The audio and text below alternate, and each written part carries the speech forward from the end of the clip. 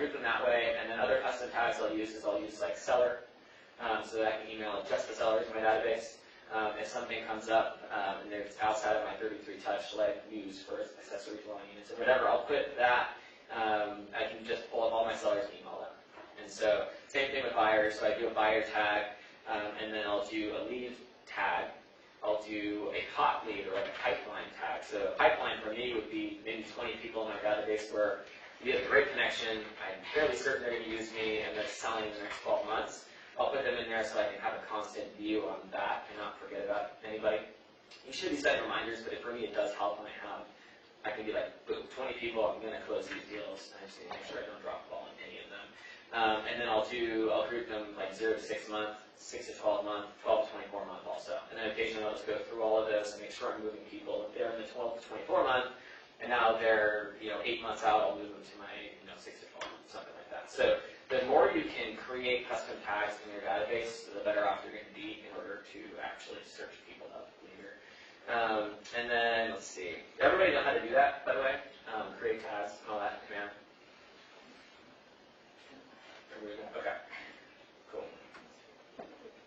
All right. So I'm going to go to the book. So I'm going to go grab that really quick. I'll be back in like 2 minutes. I'm just going to go from the book and kind of skip the last slides because the last slide is going to be pretty good. Skip that.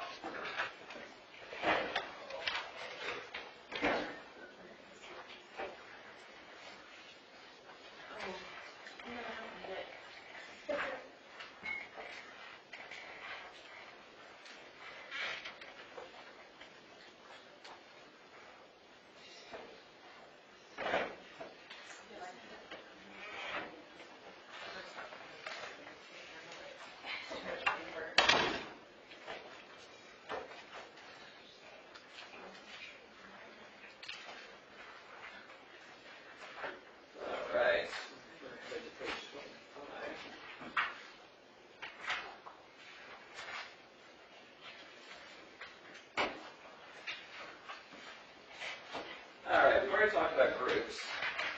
Move on from there.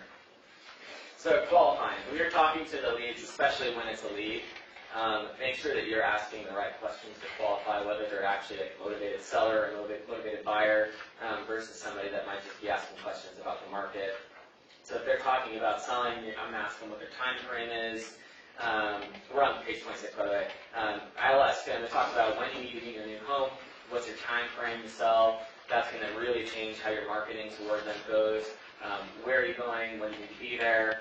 Knowing where they're going and when they need to be there, they'll explain to you, my mom's in like Idaho or whatever, or wherever they're going. I use Idaho a lot because I just had a client go there. But yeah, so you're going to find out where they're going and why they need to be there. So if they're just saying, we want to go to Idaho, but we're waiting for that right house with the right piece of land on the river for the right price or whatever, that's not that motivated of a seller. You're going to keep following up with them. It's very different if you have someone that says, well, I actually just got transferred to Seattle, and we have to be there in 45 days or whatever. So asking that question is huge. Other examples of stuff that I ask is, do you need to sell a home first? Are you planning on selling this house before you move to wherever you're going? Are you thinking about renting it out? A lot of people are afraid of asking questions like that, or asking if they talk to other agents. I'll ask if you interviewed any other agents yet, things like that. And for some reason, a lot of people I've found are afraid to ask us questions because they are like, well, I don't want to give them any ideas. You're not giving somebody an idea talking to another agent by asking if they talk to their agent. And you're not giving them the idea to rent their house out instead of selling it if you ask them to rent. Because if they're thinking about renting their house out when they leave, they've already thought about it. And it's good for me to know that because they've just become a little bit less motivated. And then what would happen if you couldn't sell or buy? In 3 months, if your house was not sold, what would happen? And they might tell you, honestly, that would be really, really bad because we need to purchase something, when we get there, and we absolutely can't do that without selling this house. And so those are some qualifying questions that I ask. And then it just says, what do you do with a hot lead? Just act on it immediately. Call and set the appointment now before another agent reaches. When I first started, for some reason, I was terrified of sitting with listing appointments. And so if that's you, maybe look at getting a mentor because they're going to walk you through. This is not a sales pitch for mentors, but for me, when I first started, I had one. And escrow is a complete fog for me. I've done it one time when I purchased my home, and I didn't remember any of it. And so I had no idea what is it going to look like when, like how do I open escrow? What happens after I open escrow? Who do I have to include on what? Well, who gets what forms? What forms do I absolutely not want to send to the lender? Things like that. I had no idea. I didn't know how signing works. Like when I first started, I thought, okay, they sign the paperwork, they get the keys. Not how it works. And so, yeah, getting somebody that you can work with that knows that stuff is going to make you much more confident when you go to a listing appointment. When I first started, somebody would tell me at their door, I'm thinking about selling in 2 months, and I'd be like, great, I will give you a call next week. And in my head, I'm like, I'm going to talk to my mentor, tell her I found this lead, and then I'll figure out what I do next. I'm like, just set the appointment. You can figure that out later. It's way easier to set the appointment when you're in rapport right then and there than it's going to be trying to track them down later. So I get the appointment set on the spot usually, and if they, a lot of times, like the biggest objection I get is, I think that I'm free next week, but I got to talk to the wife, and I want to see if her schedule works too, or whatever it may be, or vice versa. And so for me, what I've found is typically they do know. I know what my wife's schedule looks like, and she knows what she has access to my schedule. So, anyways, I know when she's free, and I will tell people I got to check with her first just to get them off the phone or get them away from me. So, set the appointment anyways. And so what I do is I just let them know, you know what, that's great. I'm in the process of getting things set up for next week. I just want to at least make sure I've got a slot open for you. So let's go ahead and get that on the calendar if you're open to it. And then that way, in the case that you talk to your wife and she says, I'm not free, just give me a call back, and I'm perfectly happy to work around your schedule. Maybe we can schedule something out the next week or something like that. So would Thursday at 3:30 work, or how about Friday at 5:30? And then, so now you're really going after it, and at that point they're like, okay, well, I might as well, so they can just call them. What it does is it puts you now on offense instead of defense. And so when you have to try and set it later, now you're trying to track them down. They can ignore your calls or whatever, like a lot of people will do. In the case that you set the appointment, now they know this guy's showing up at my house at 3:30 on Thursday. And if I don't want him to show up at my house, I got to pick up the phone and call him. So now they got to call you to cancel the appointment. And typically they won't, because they do at some level want to meet with you and get that information. And it's just easier not to break the appointment than to break the appointment with people usually. So get it set. Typically it does work out. And if it doesn't, then you get them back on the phone, and now they're on the phone with you to reschedule the appointment rather than you trying to get hold of them later. It talks about on page 26, spending your time wisely. It's basically just going over, if they're not a qualified lead, don't go after it, don't go meet them or whatever. That makes sense if you're busy. And it also makes sense maybe if you're doing business in like Kansas City, Missouri, and the houses are worth $180,000 in the area that you're working, and it's not going to be a big paycheck anyway.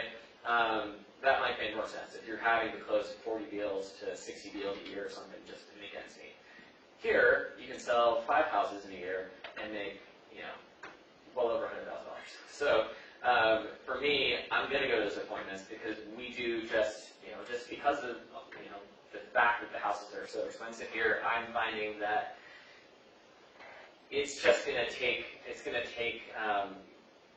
fewer homes, and it's going to be a little bit more competitive to get into those homes. And so any at bat that I can get, because I'm not going to 4 or 5 listing appointments at this point every single week, I'm going to take it because it's at least, at worst case, going to help me to up my skills. It's going to help my listing appointment to go better when I get that person that is highly motivated. And not only that, even if they're not that motivated right now, they're at least thinking about it. And it might be a year out, but if you've already sat down and spent 45 minutes with these people, a year later they're probably just going to call you, especially if you stay in contact like you should be. And so in this area, I would recommend if you can get in someone's door, go. Because at worst case, they never sell with you, but you get practice. And then the next time, if it's a hot lead, you're going to be a whole lot better off. The biggest thing that I've noticed with going after listings is just going in with your confidence level super, super high. If you're confident in your listing appointment and your marketing plan, you will rarely get asked how long you've been in business or anything like that. You just go in, and they're not going to ask you, they typically aren't going to be like, what does the process look like exactly? And if they did, you could just, even if you didn't know quite yet, you could be like, well, what we're going to do is we're going to put your house on the market, we're going to work on marketing it for, the first week, we'll do some open houses, And at that point, we'll have a good idea, if we're going to be able to set an offer due date or not set an offer due date, and then we'll be in escrow for about 30 days. You don't have to go into and then during escrow, we're going to do this, and then the lender's going to do this, and then they're going to have to get the CD out, and if the CD goes out, then you have a 3-day waiting period. No, you don't have to go through any of that stuff. Just give them an idea of we're going to market it for a week. Right now, home's on the market for 2-3 weeks. Assuming we pick a price where it's going to sell, we'll probably sell it in that first 2 or 3 weeks. We hope to get multiple offers, and you'll be in escrow for about 30 days, typically, sometimes less, sometimes a little bit more, before you get paid, and we get you on to the next property or whatever. So that's a very base level. You don't have to give them anything beyond that. And if you go in with confidence, you are going to usually take the business, because most people go in and they're kind of fumbling around and all that. So, yeah, don't think that because you've never sold it, if you've never sold a house before going in, that they're going to ask you how many homes you sold, because I've only been asked that question twice ever. And the first one was the first house I sold, but I told them, I said, just out of curiosity, and I had a listing appointment in front of, or listing agreement right in front of them, and they had already said that they were going to hire me, and so I was just getting through the listing presentation. I think they could tell that I was reading the contract a little bit more than your average agent that would be hey, this section talks about this. I'm verbatim reading it to them, because at the time I thought I was supposed to read the contract to them line by line. And so they at that point were like, hey, just out of curiosity, how many homes have you sold? And I said, well, to be honest with you, you're the first. I've got a great mentor back at the office that is looking over every single thing that I do, and no one's going to work harder for you than I am. And they're like, great, well, you got to start somewhere, and then we just moved on. So here they do ask you, people want to help you. People don't realize how much we do, typically either. And so they're not thinking usually that there's some other agent that's going to get them so much more money, because they just have no idea until you actually get through the transaction. One side, kind of funny, rabbit hole. One quick rabbit hole. I would say over-communicate. We kind of talked about this earlier, but if you are communicating to them every single thing that you do at all times, that's going to make them understand how much that you're doing for them. And they're going to start to see how different you likely are than a lot of the other agents. They're going to understand where your value is when they see how much money you're going to pay at the end of it. And so every single week, I'll go through with bullet points. Hey, this is what we've done so far. And typically, when it's the first week on the market, I'll do it every couple of days. I'll be like, hey, right now we've launched you on 400 plus different websites. We've shot this video to go onto YouTube. That's going to go live on Wednesday. We've got a broker tour set up for tomorrow. And now all that, you can put bullet points of that out every single week. They're going to read through that and be like, wow, this person is really on top of their stuff. And they're also not going to be concerned that something's going wrong because you're not talking to them. So that will be huge. So page 29. This is talking about the 8x8 and the 33 touch. This can be set up in Command, I believe, but there isn't a whole lot of pre-made markets. There's not a whole lot of pre-made information at this point. So you're going to have, I think, an 8x8, but it's basically going to let you know, send this type of email this week. It'll remind you to make that call or whatever. Get them onto something. If you have to send out just an email that's just hey, just wanted to let you know, because you can put you put those links in to where it's going to be hi, Brian. So everybody gets the same thing. You can just send one email to everybody. So until we get that kind of marketing, there's all kinds of things you can do. You just put together an email and just say, hey, just wanted to let you know, this is what we're looking at in the market. This is so basically just kind of giving them a heads up. Soon we're going to have more information on the 8x8s and smart plans and all that stuff. A question regarding that. So we went over this, I think it was yesterday. I went over this with Kelly. Right. My understanding was that when we set somebody up on a smart plan, the touch points that they're supposed to receive an email, there is an auto email going out to them, but we have no visibility to what that, unless we set ourselves up on a plan. Right. We have no visibility to what that email even is. Definitely set yourself up on a plan. But is that the case? Is that what's Yes. happening? Yeah, they are getting. I believe that they do get some information. It's like a neighborhood snap type of a thing. So they're going to get something for their neighborhood. They'll tell them what the median prices are and all that stuff. So yeah, definitely set yourself up so you can see what that looks like. But they will get something. So that does help. Well, you were just saying also though that you were saying send them something, but they are receiving something. Right. So if I would do something that's a little bit more personalized for me also. So I would send out an update that I wrote. That it could be very simple and just let them know, hey, this is what I'm seeing in the market right now. Basically, that information is created just off of MLS numbers, but it's not going to tell them things like, hey, last month we saw properties sitting on the market for 20, 30 days, and then all of a sudden, toward the end of that 30-day period, we went from no offers to 3 offers. So then you're saying that you would set them up, let's say for an example, on an 8x8 where they're receiving automated emails. Right. In addition, you would send them emails that come in from you more personally. Once you get the 8x8 set up, once they have more of that information like they do with eEdge right now, it'll be like one of the emails will say something like, hey, this is here's some quick tips on how to prep your home for sale, or here's some great things that add value to your home, things like that. Those are the emails that are going to go out, and then it's going to prompt you to send like an area market update at a certain point. Within eEdge, it was sending out something that was national numbers. And so I deleted all of those personally, and then I did a personalized one. And so I would recommend it because it's really helped me, for one. Secondly, sending people numbers that are national, and they're reading about 300,000, give or take, median prices on homes. That doesn't make any sense to somebody that's living in this area, and they just don't care, and it's just going to seem somewhat tone deaf, right? So I deleted all those, and I created my own. So it's what I sent out is very simple. It just talks about what's going on with home sales, home prices. I wrote a little blurb about home sales, a little blurb about home prices, and a little blurb about what I'm seeing in interest rates. And if you connect yourself with a few lenders, they're going to send you all kinds of updates that are talking about interest rates. You'll get some good ideas of what to write about there. And then I usually will shoot like a 2-minute video where I'm just talking to them about what I'm seeing in the market currently. And so, again, like the last one I sent out, it was just talking about how we saw, what was normal in previous markets to see at the height of the summer in August, to see the market kind of dip a little bit. We had that little summer lull, people that were looking to get their kids into schools, and that's why they were making moves. They're not looking right now, where you have people that they're taking those quick last-minute vacations before they get back to school. So typically we do see a summer lull, but from what we've seen over the last 5 years, this has not happened because prices have been skyrocketing so quickly that it's still going up and up and up every single month. And so, when we're seeing that summer lull come back, that really does drive home the fact that we're in a more normalizing market because we're seeing those little shifts throughout the year.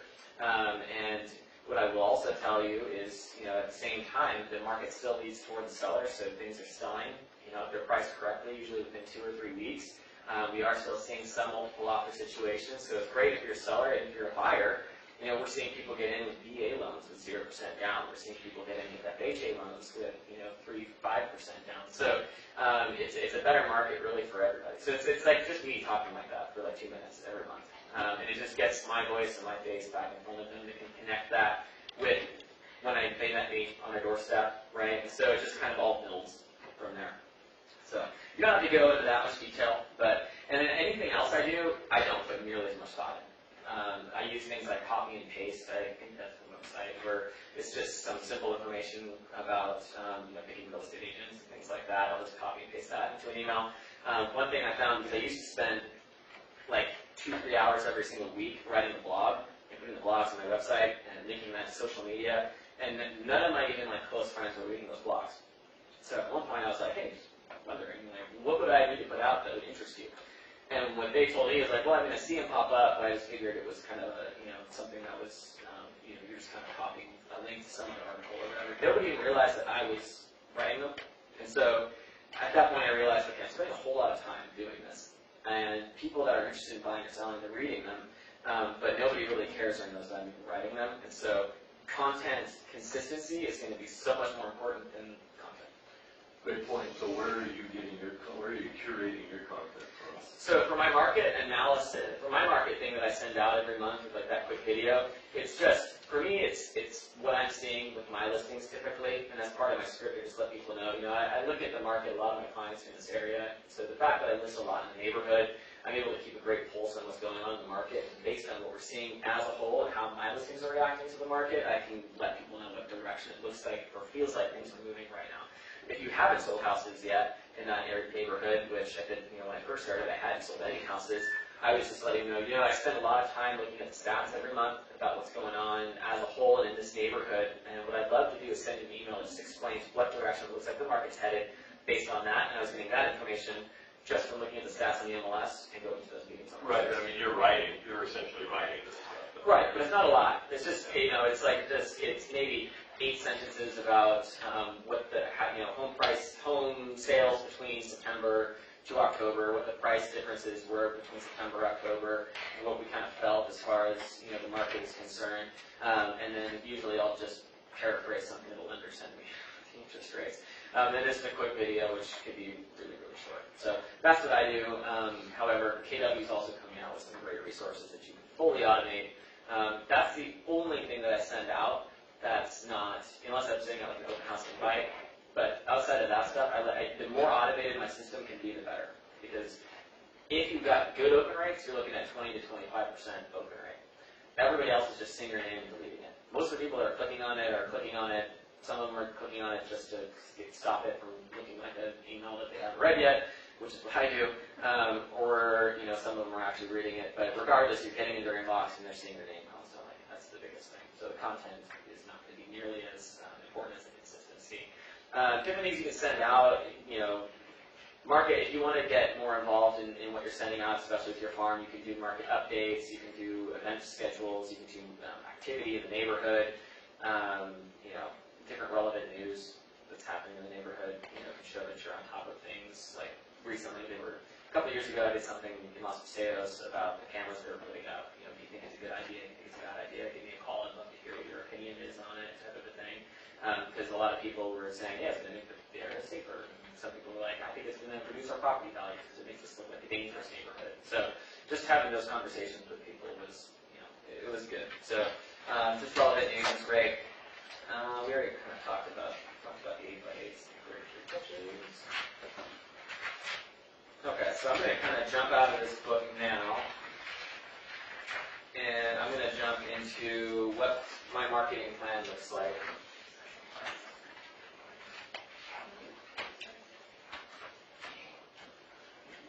Okay.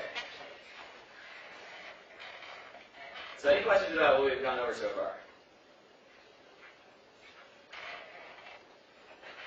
Okay.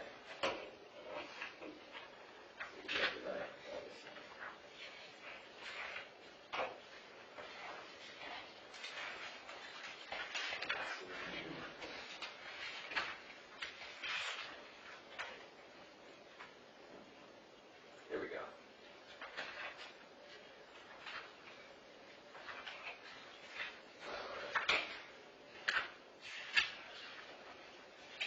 Okay, so on the idea of leading with revenue, I'll just go over what I do, and this is all, for the most part, super low cost. So for me, every month, door knock homes with an item of value.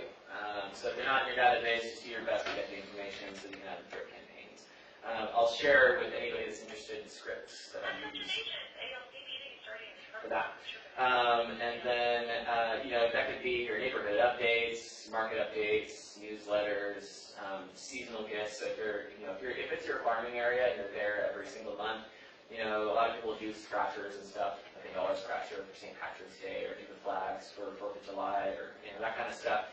I know somebody that puts together little tiny packages of candy. They just buy a ton of stuff from Costco and make little packages of that with a business card and drop them off, or knock on the door or whatever. So anything that you can take. For me, it's mainly market update, and for my farm, I'm going to be switching over to more of a newsletter template.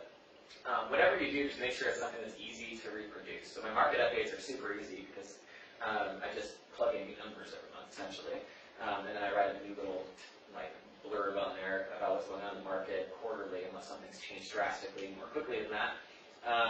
But if you're doing a newsletter or something, just pick kind of the content ahead of time, what goes where. So if you have like a crossword puzzle or something, or you use, it's call to action stuff in there that is good. So if you search on the internet and find some sort of riddle or something like that, and if you know the answer, give me a call for a chance to win a $25 gift card or something like that. Getting people to call you if you don't have their contact information is great. So if you're going to do something that's going to take a little bit more time, just make sure that you have a systematic way to plug in the new content every month so you're not spending forever on it.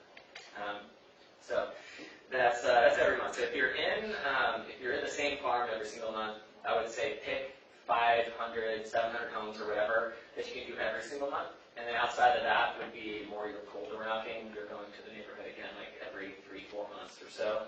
And when you do that neighborhood that's every 3 or 4 months or so, it's super easy to use a market update. Like I'll can email you a version of what mine looks like. But you're only going there every few months, so you don't need to come up with like crazy different content. You're not seeing you that often anyway. So, let's see. All right, so once funds allow, send a market activity card through the mail, door hanger, flyer drop, or just PDS, Every Source Direct. And I start those 2 weeks after the day that I knocked on the door. And so, again, so now you've door knocked them once that month, and then you've done a mailer that month as well. In the case that you are starting out, you don't want to do the mailers, just print out something and do a flyer drop, or put them on the door handle or whatever, or under the mat. So that you're knocking on the door once every month, and then you're leaving something on the doorstep every single month. That's a great way to get started, and it's really low cost because you're not having to send out the mailers and stuff.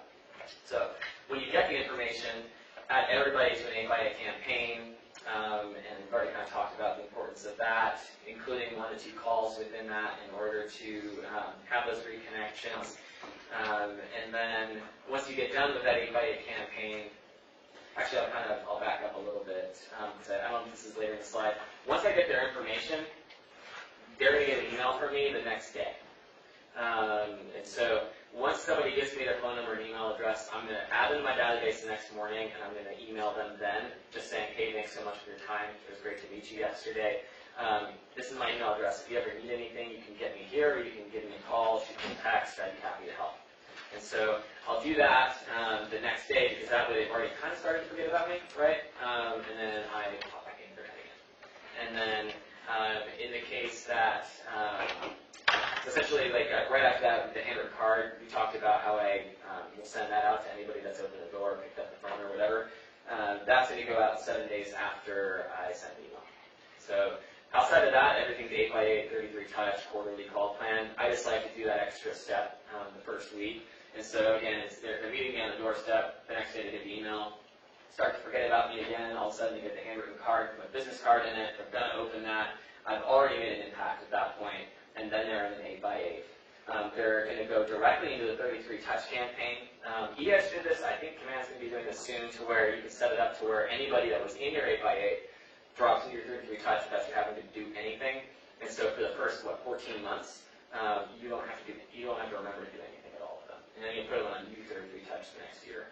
But that's super easy to do. And then the quarterly call plan also, obviously. And then database follow-up plan. So put on the database contacts and do a quarterly call plan. Keep the leads separate. And so that's just a matter of doing setting up those groups. And then I keep track of the people I've spoken with that day while door knocking, so that I can reset their call plan. So in the case that I'm out door knocking in that neighborhood again, and I make contact with somebody who's in my database and have a great conversation, I'm going to come back, I'm going to notate that, I'm going to write what new we talked about or whatever, and then I'm going to come back to the office, I'm going to figure out what their next contact is, and if it's like a week later, I'm going to set that out another 3 months, just because I've already contacted them. And I don't want to get to a situation where I just talked to them, had a great conversation, and then the next week I'm having a phone conversation with them, acting like I never talked to them the week prior. So make sure you keep track of that. And then anytime, again, I have that contact, even if it's the 4th time, they're still getting a handwritten card from me, because they're still going to open it. And then if the lead is more than 6 months out, I just make sure you contact them at least quarterly. If the lead is 6 months or less out, I set a timer for that first 3 months. If it's 4 months out, I'll set it for 2 months. I'm going to cut it in half, no matter what. And then if I can't get a hold of them, I'm not going to stop there. If I call somebody that's told me that they're going to sell in 6 months, and I talk to them at month 3, or I don't get a hold of them at month 3, I'm not setting it for another 3 months, because I haven't made that contact. I just made an attempt. So it's a touch, but it's not a contact. So this will be the follow-up plan. So this is what I kind of developed over this year to make things extremely systematic as far as my lead follow-up. So again, everybody else, they're getting that same meet me on the doorstep, next day card, next week email, 8x8, 33 touch quarterly call plan. That's going to be huge, and people that you didn't know were leads are going to pop up as leads all the time through just that. The people that have identified themselves as lead, they go onto this plan. So month 3, I call them, and they don't pick up the phone. In the case that they're not selling for like 12 months, I'll probably wait a few months to call them, and then I'll put them on this plan. If they are like 6 months or less from actually selling, I want to make like absolute certain that I make contact with them. So I have 3 stages of contact, kind of 4 stages of contact, but I call it my S1 contact. And this is all easy. Basically, this is just what those are, but when I'm making a note in my system, I can just put in S1. And so I know what S1 is, and then I can put that in my task also. So if I'm setting it again, I can put S1 like 3 months later or whatever. And to me, what that means is it's going to include a phone call and an email. If I only have their email, it's just email. If I don't have their phone number, it's just their phone number, but it's the most of whatever information I've got between phone number and email. And that's week 1. So let's say they're 6 months out, month 3, I call them, I get the voicemail. I leave the voicemail, I immediately follow up with an email that basically says the same thing. And then I write in my system S1 contact. They'll say I did it on this date. I set the next task, and that's my S2A contact. So that's 7 days later. So this lead is now going to get that contact. It's the exact same thing, except I have a text message too. So now I'm hitting a little bit harder 7 days later.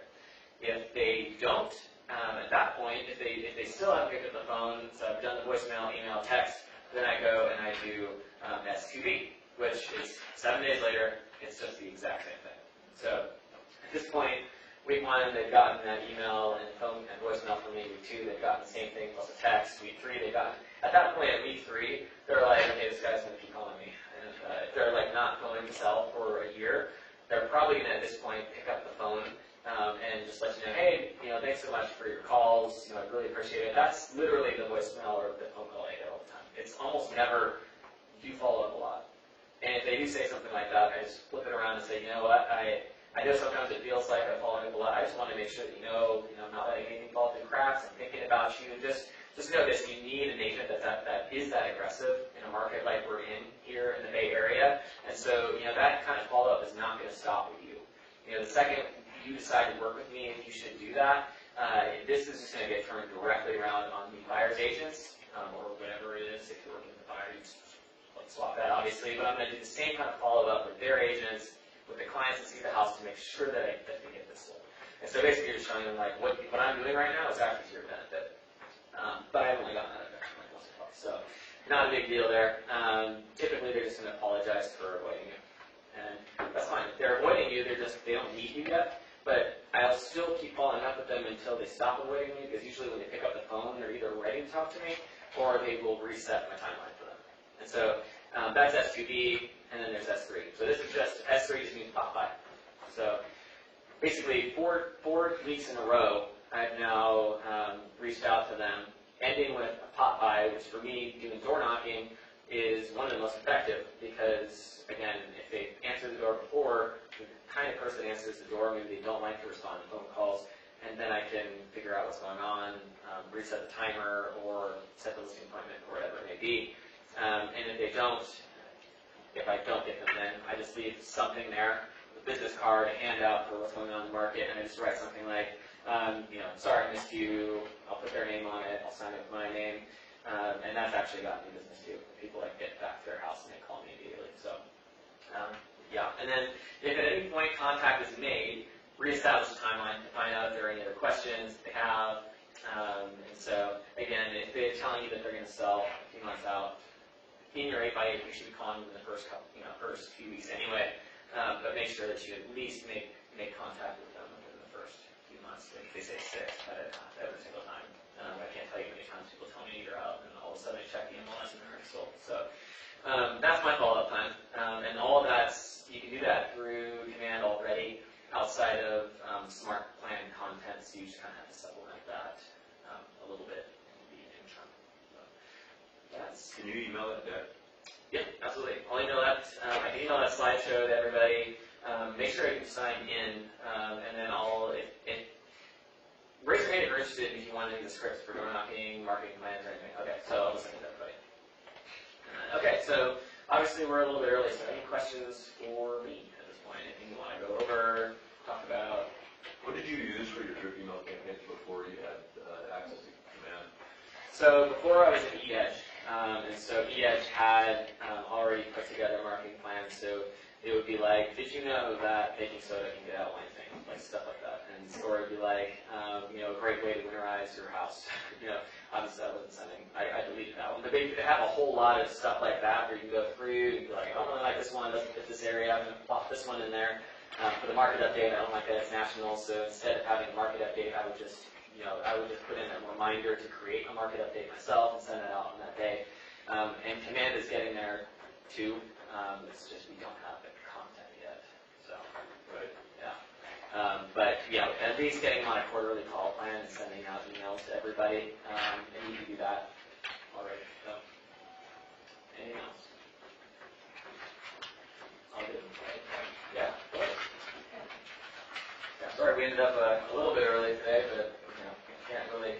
I don't really see much of a point in going over ES with everybody. I'm just going to anyway. Cool. Thanks for coming. Absolutely.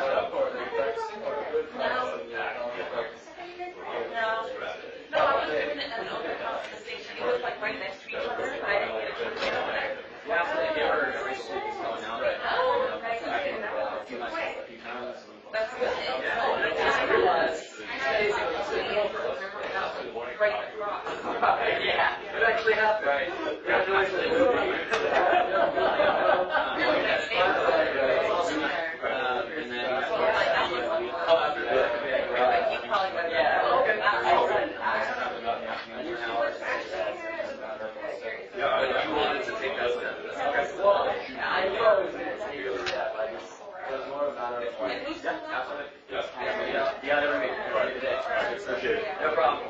Yeah. So it was like, there's like a lot, and then that would be like, that's amazing. So yeah, that was good. That's what I was thinking about. Oh,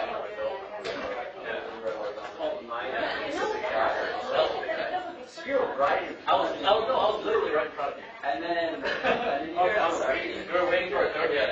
They wouldn't let us sit, so I was like, okay, yeah, this is the whole thing.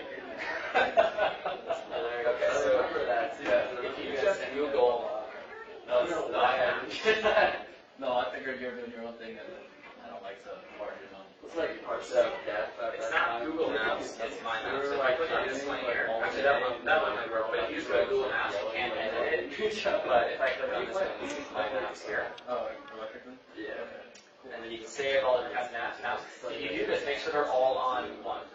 So don't do like one map on one, then you can't see where the boundaries are, right? So for here, if I click on this, these are my routes. I was going to work on Devastated if I ever lost like a mock-up. So this will show you Just like practice. kind of what mine would look like. So when I'm in Boston, Tomorrow. so you can look at this guy's map. I know. So when you do this, you can see where all the borders are. And so when I go out and walk the route, what I do is I will just pull it up to where I can see the houses like that, and then I'll just screenshot it. And then what I'll do is the same thing. I'll go into the MLS and I'll pull the activity for that neighborhood and I'll screenshot that. And then when I'm out walking the route, I know exactly where I need to go. Because what I was finding when I first started is I would do this side, I'd come all the way around, and I would do over here, and then I'd be like, crap, I see this house, and I've also my confidence because I'm afraid I'm going to say the exact same thing. Or I'll knock on the house and be like, we just met you 5 minutes ago, running back, why did you recognize me? Talk to so many people, and you stop recognizing people.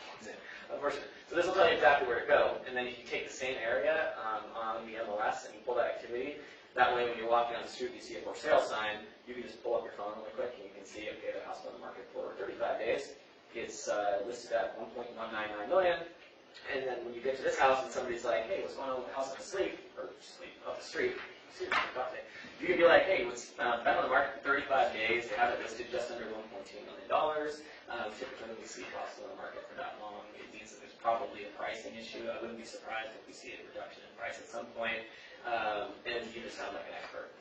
In reality, you just saw that it was up for sale, and you just looked at your phone and you got like the gist of it, and now they're like in your mind, this guy knows everything about every listing in this entire neighborhood. So, yeah, I save them all through there. And so if I click on that, that's going to be a Blossom Valley route. I started with South Blossom Valley and then just did stuff with it. But so that's SPV 15. I haven't been there in a while. It's 136 houses, and last time I was there was March 2019. So that's what I do. Because I know like every time I'm like in here for like. So My Maps, Google My At least Maps. my left battery. In order to do it, you just here. I can show you. So you find like the area. Let's say this is my walking route that I want to create. For me, I could do about 120 houses, 2 hours route. So I'll just hit the button here, and I'll be like, okay, this is probably about right. And I'll say, okay, do this stuff, do all this, that. It's going to be inside the street, so I can actually do the streets. And then I'd be like, okay, this is SPV, whatever I'm on next, so like maybe 120 or something like that. And then I'll count the houses, and it'll be like 130 homes.